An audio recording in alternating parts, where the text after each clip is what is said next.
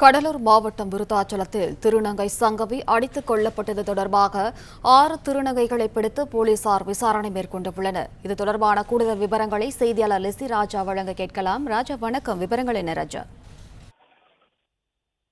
தஞ்சாவூர் பகுதியைச் சேர்ந்த திருநங்கை சங்கவி என்பவர் கடலூர் மாவட்டம் விருத்தாச்சலம் கடலூர் சாலையில் ஷரீப் என்பவர் வீட்டில் வாடகை எடுத்து தங்கியுள்ளார்.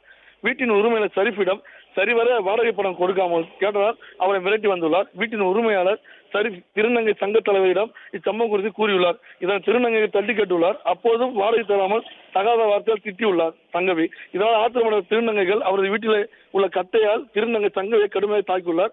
இதில் மயக்கமடைந்த சங்கவியை ஆட்டோவில் ஏற்றிச் சென்று கருவேப்பங்குச்சி அருகே உள்ள காப்பு காட்டில் வீசி சென்றுள்ளார். இதில் திருநங்கை சங்கவி பரிதாபமாக உயிரிழந்துள்ளார். இச்சம்பவம் குறித்து கருவேப்பங்குச்சி போலீசார் உடலை கைப்பற்றி பிரேத பரிசோதனைக்காக விருத்தாச்சலம் அரசு மருத்துவமனைக்கு அனுப்பி வைத்தனர். மேலும் இந்த கொலை பயன்படுத்திய இருசக்கர வாகனம், திருநங்கை ஏற்றிச் சென்ற ஆட்டோவை பறிமுதல் செய்து திருநங்கை சங்கவியை அடித்து கொலை செய்த 3 திருநங்கை உட்பட 6 பேரை பிடித்து தீவிர விசாரணையில் ஈடுபட்டு வருகின்றனர். திருநங்கைகள் கட்டையில் அடித்து கொலை செய்த சம்பவம் அப்பகுதியில் பெரும் பரபரப்பை ஏற்படுத்தியுள்ளது.